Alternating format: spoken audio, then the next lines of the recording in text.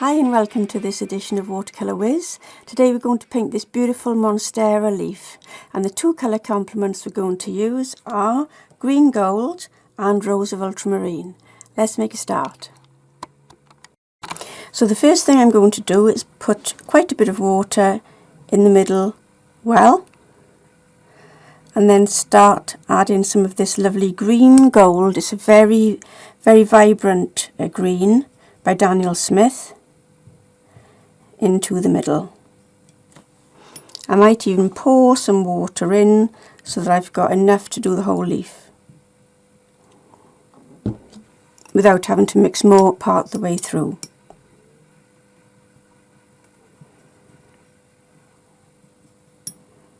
And again, this is a good way of judging how much pigment to add to the water to get the desired look. You can always test it out on a piece of paper. That's a little bit too pale for me, so I'm going to add a bit more of the pigment. And again, it's to your taste.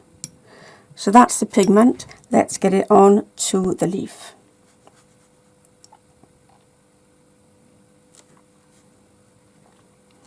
This takes time because I want to do it accurately. I want to get the pigment all over the leaf uniformly. And I've got to cut around those lovely, cut around those lovely sort of famous cutouts of the Monstera leaf. It's also called the Swiss cheese plant, isn't it? Because it resembles a lump of Swiss cheese with the holes in it.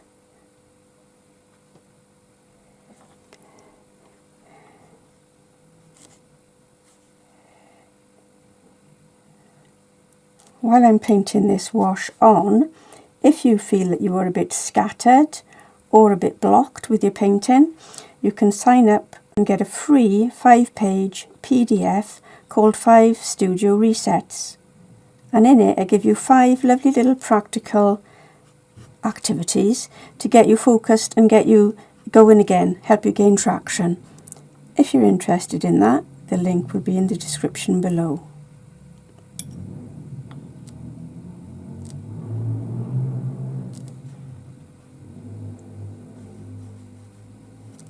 There's a little bit of the stalk showing there.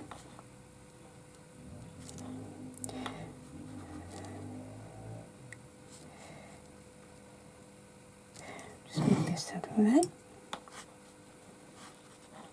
When I pick up my paint, I give the well a bit of a swoosh around because the pigment will settle down.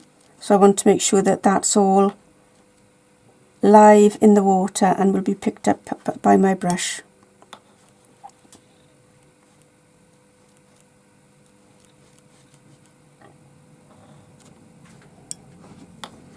There's a bit of puddling here, so I'm going to pick up that puddle and share it out to the last unpainted part of the leaf. So that will help the drying a lot and help it dry consistently. So let me show you what it's looking like now. If I tilt it towards the light, you can see that lovely shine on the paper. Now at the moment that's still a little bit too wet because you can see some gathering, some beading there on the edges of the leaves. That means it's still a little bit too wet for me to start adding a slightly darker wash to start forming the leaf. So I like to tip the paper this way and that to encourage it to soak in uniformly. And I'm going to do this in real time so that you get an idea of how long, it's roughly about a minute, how long it takes before the paint is soaked in to that optimum time when adding another wash will still give you a soft bleed, but it won't be, it won't explode out of control. So literally we are watching paint dry now. We are keeping an eye as watercolourists on what's happening to the surface of the paper. It's quite warm in my attic today, and so I'm expecting the paint and the water to soak in a little bit more quickly than if it was a damp, cold, midwinter day.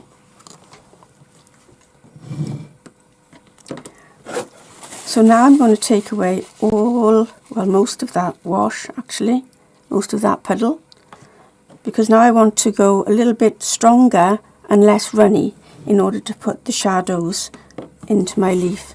As you can see from the colour image, there are much darker areas, much lighter areas, and sort of middle areas. And if we look at the grayscale, which you can get, by the way, if you click the link in the description below, there's a link to get the grayscale, the image, and the outline if you're not very confident to draw. You just need to click the link and it will download for you immediately.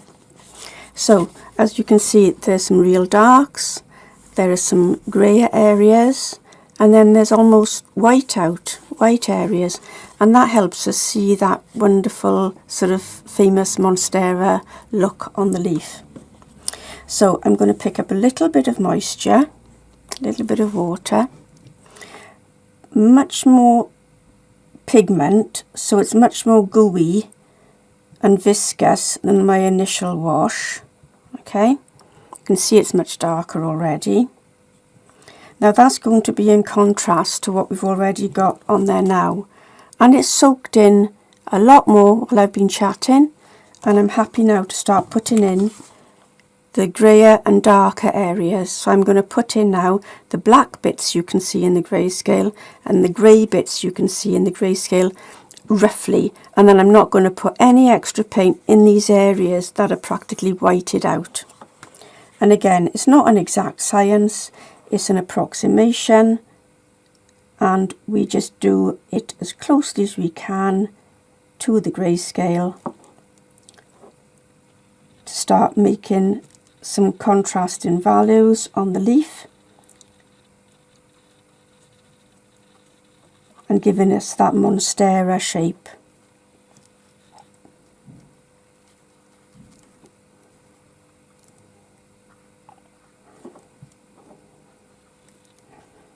And this one is really quite dark down there. I'm getting some more pigment. It's sort of a little bit variegated and a bit patchy in some places.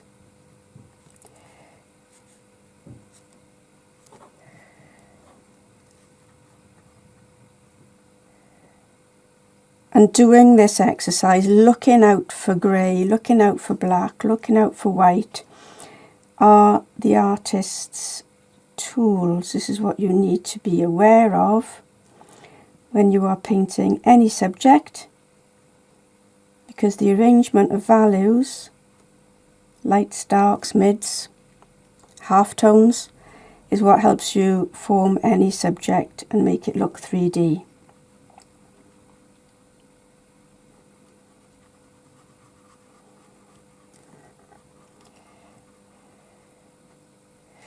So as you can see, there's already a little bit of differentiation happening.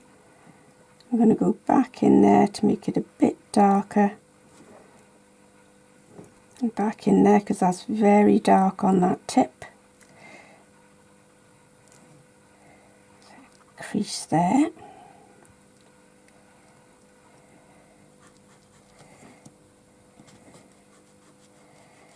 And this exercise also helps you be aware of how viscous the pigment needs to be in order to, show up as a separate value in a simple study like this.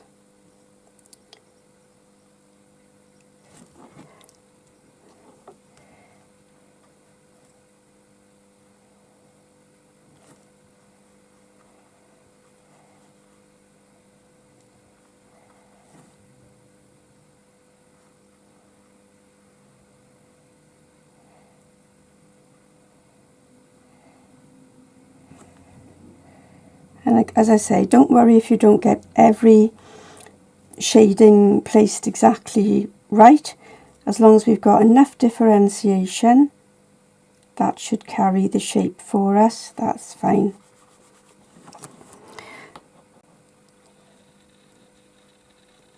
Now, as you can see, there's still a slight bit of moisture. It's gone quite damp in some areas though, because it's very warm today. what I want to do last of all now is pick up a little bit more moisture, a little bit more of the green, and now this time we're going to add in some of this rose of ultramarine, and this will give us our final dark. And this will be the last application.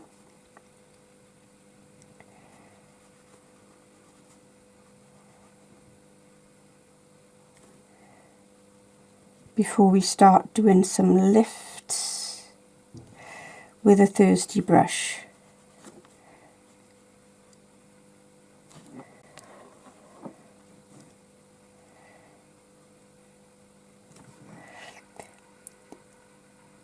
I say this in nearly every tutorial.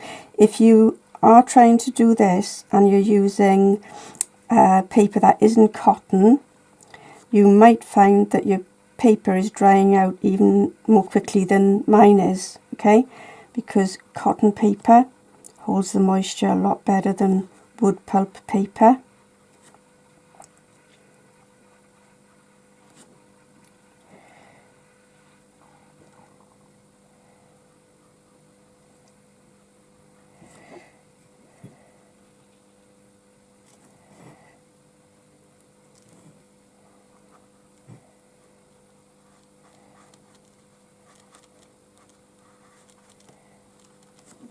The stalk is also very dark,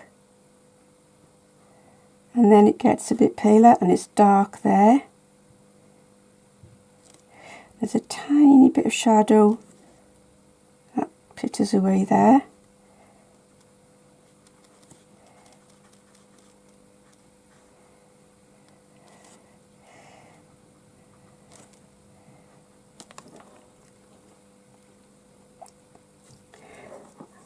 Okay, now what I need to do is start lifting out some highlights.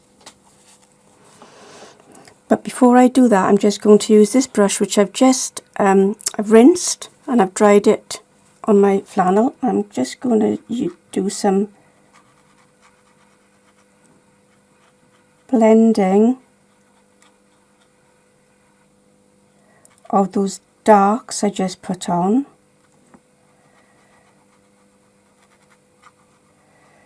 Just so that they sit on the leaf a little bit more softly.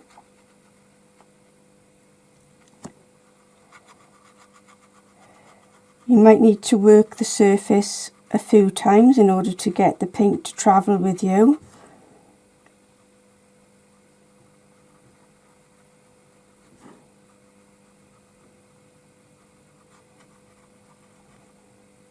And just blend away anything that jumps out at your eye as being too hard, you know. I'm going to rinse my brush again now because I've picked up a lot of paint, and then dry it again and do the same process once more on the other side. And because there's hardly any moisture in the brush and the paint is not fully dry, it will blend eventually with this sort of scumbling action that I'm using with this thirsty brush.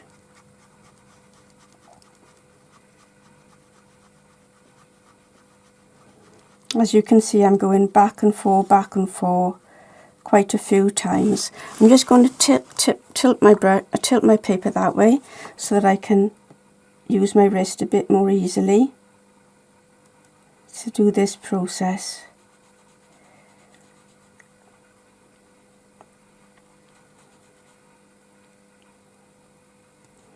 And I know from experience again that if you're not using cotton paper, by now you probably would really be struggling to get this paint to cooperate with you and move, because it will have just bitten into the paper, and the wood pulp dries out much more quickly than cotton, and then you've got less workability.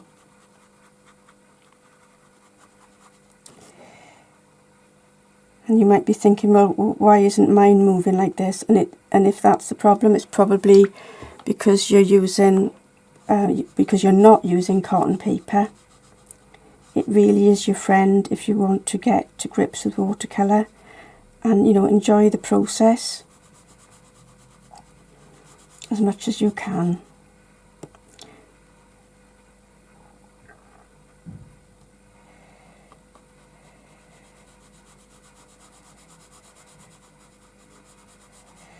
This shoulder is really the darkest tip of this leaf. I'm just going to carry a little smudge over there as well. Okay, so that's where we are at this stage, and again we've got to work quickly to now lift out further highlights. So as we can see from the grayscale, we can lift out highlights as is described by the white areas. So we can drag the brush, and this will involve a lot of rinsing the brush and drying it on a flannel and then rubbing the paint away to make it paler again.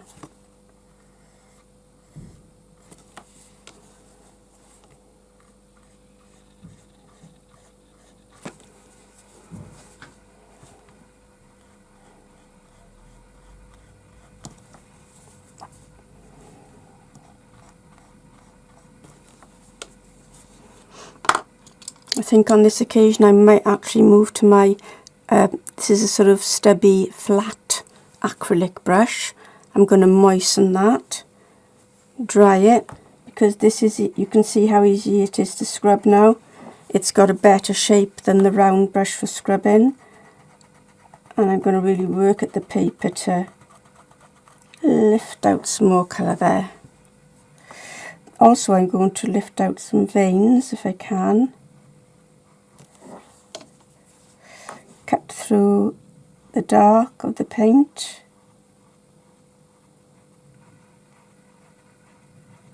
Lift out a vein there, and some veins on this side.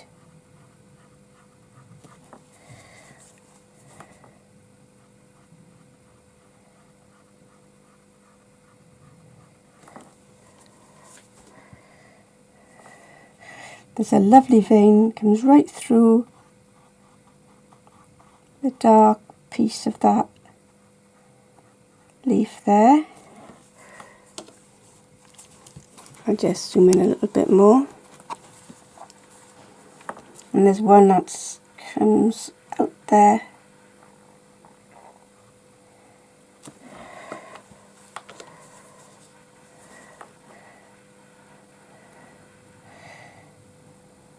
And down here.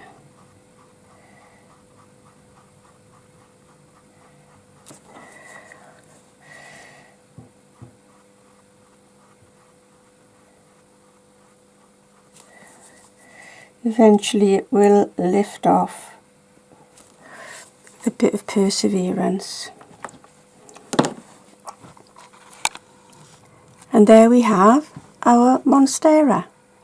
So I hope you've enjoyed this watercolour whiz. There's lots more in the library. There's about 24 others. So if you want to click the playlist in the description below, you can carry on exploring these simple studies. All of them are under 30 minutes. A lot of them now are under 15 minutes as well.